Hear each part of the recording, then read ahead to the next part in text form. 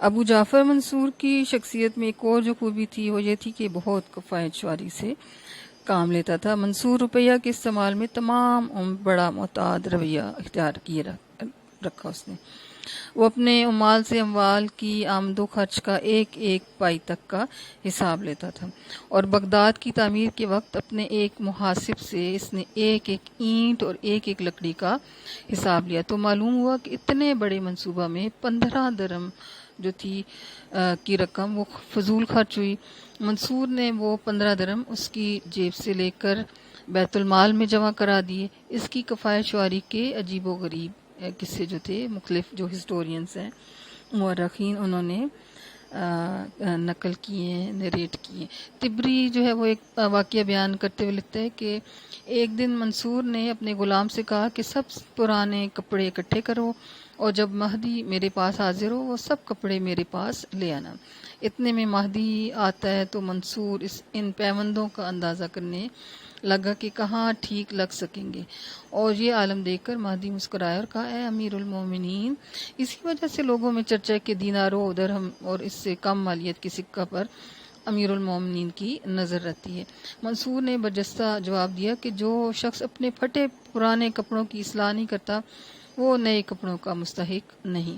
اس احتیاط اور کفایت شعرانہ طرز عمل کا نتیجہ تھا کہ اس کی وفات کے وقت خزانہ میں تقریباً 6 کروڑ درہم اور 14 کروڑ دینار موجود تھے، اور ملک کی ہر لحاظ سے جو ہے وہ ترقی کر رہا تھا، اور اس کی اس حد سے بڑی ہوئی کفایت شعاری کو لوگوں نے بخل سے بھی تعبیر کیا، لیکن فی الحقیقت وہ بخیل نہیں تھا، کنجوس نہیں تھا۔ اس نے اپنے جائز اور ضروری کاموں پر ہمیشہ دل کھول کر رقم خرچ کی۔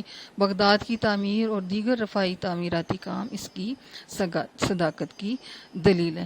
اس کے علاوہ اس کی شخصیت میں سادگی اور پاکیزگی جو تھی وہ بھی موجود تھی۔ اس کی نجی اور ذاتی جو زندگی تھی وہ سادگی کا نمونہ تھی۔ ابن خلدون نے اس کی سادگی پر اسے خراج عقیدت پیش کیا، اور پابند صوم و صلات ہے، اس کا ذکر ہم پہلے بھی کر چکے۔ اکثر پیوند لگے کپڑے پہنتا تھا۔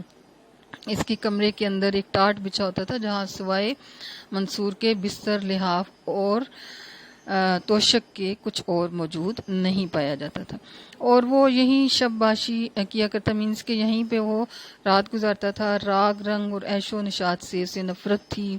اس کا دربار مسخروں اور ارباب نشاط سے خالی تھا، موسیقی سے اسے کوئی لگاؤ نہیں تھا، اور اس کے علاوہ لہو و لعب کی طرف بھی اس کا کوئی رجحان نہیں تھا، اور اس نے کبھی گانا بھی نہیں سنا تھا، اور نہ اسے یہ بات گوارا تھی کہ قصر خلافت میں گانے بجانے کی محفلیں سجائی جائیں۔ ایک مرتبہ ابو جعفر منصور کے بعض خادم اپنی قیام گاہ پر دف اور چنگ بجا رہے تھے، اور اس کی آواز جب منصور کے کان میں پڑی تو فوراً جا کر دف ان کے سر پر دے ماری، اور کہا، تمہاری یہ مجال کہ میرے محل میں رنگ رلیاں مناتے ہو۔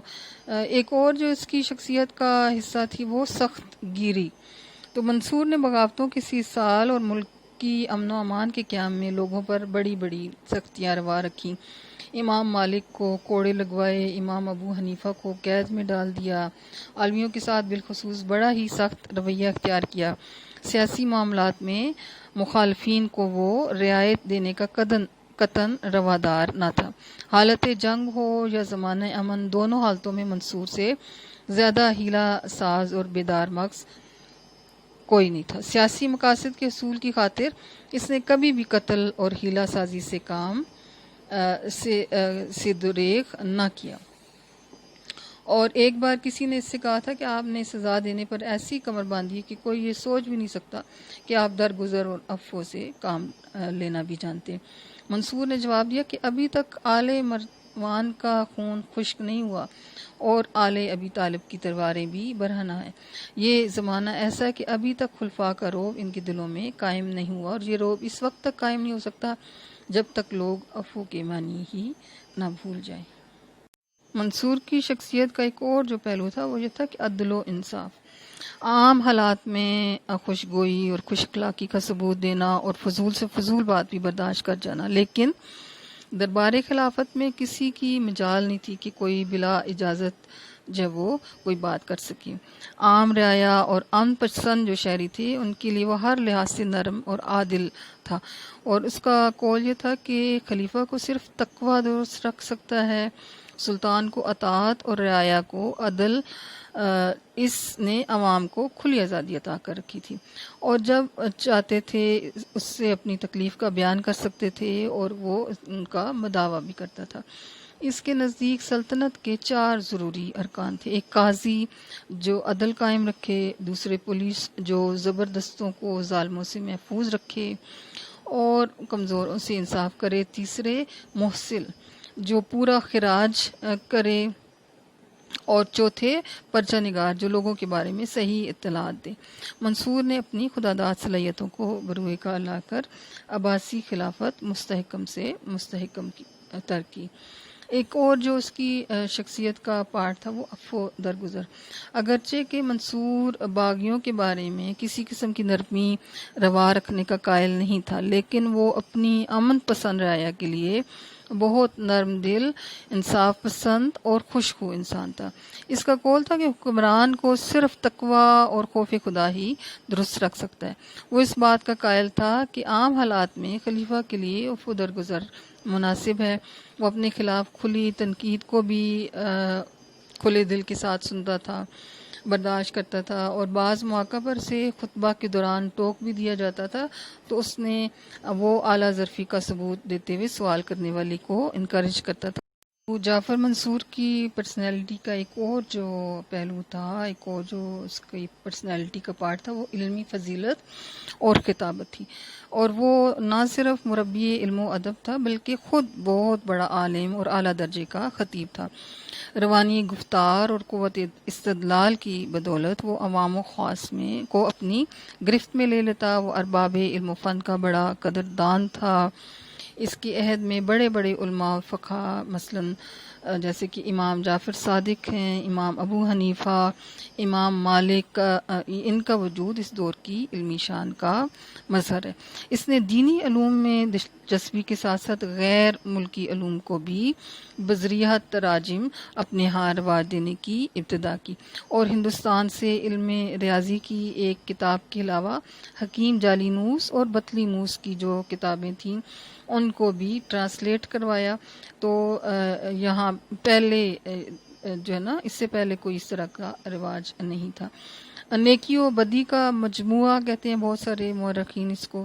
تو بلا شبہ منصور غیر معمولی صلاحیتوں کا مالک حکمران تھا، اور وہ ایک طرف رفاہ عامہ کے کاموں میں ہمیں بہت ممتاز نظر آتا ہے، اور دوسری طرف حصول حکومت اور اس کے تحفظ کے لیے تمام جو اخلاقی اور دینی حدود و قیود تھیں ان کو بلا تکلف توڑتا ہوا نظر آتا ہے۔ اور اس کا جو چچا تھا عبداللہ بن علی، جس نے مروان کو شکست دے کر عباسی حکومت قائم کی تھی، باغی ہوا تو ابو مسلم خراسانی نے اس کو شکست دلوائی، اور ابو مسلم کی تلوار سے عباسی باغیوں کا خون بھی خشک نہ ہوا تھا کہ اسے ٹھکانے لگا دیا۔ عبداللہ بن علی کو سلیمان کی سفارش پر امان دے کر قید میں ڈالا، اور کوشش کی کہ عیسیٰ بن موسیٰ کے ہاتھ سے اسے قتل کروا کر اسے بھی قاتل قرار دے کر ختم کروا دے۔ اس سازش میں کامیاب نہ ہوا تو اس نے عبداللہ بن علی کو ایک ایسے مکان میں رکھا جس کی بنیاد نمک پر اٹھائی گئی تھی، اور وہ مکان جو ہے وہ پہلی بارش میں ہی گر جاتا ہے، اور عبداللہ بن علی اور اس کے 2 بیٹے جو تھے وہ چھت کے نیچے دب کر ان کی ڈیتھ ہو جاتی ہے۔ اور کتنے ہی باغی ایسے تھے جن کو اس نے پناہ دی اور پھر بعد میں وعدہ خلافی کرتے ہوئے موت کے گھاٹ اتار دیا۔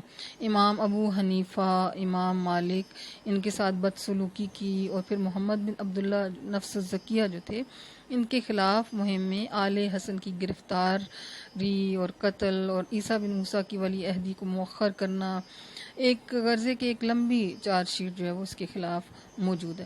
لیکن ان غیر اخلاقی حرکات کے باوجود وہ ایک کامیاب حکمران تھا، اور عام حالات میں نہایت فیاض، عوام کی خدمت کرنے والا، وسیع الظرف، عالم و فاضل، اور بہت ہی باصلاحیت اور نیکی کرنے والا انسان تھا۔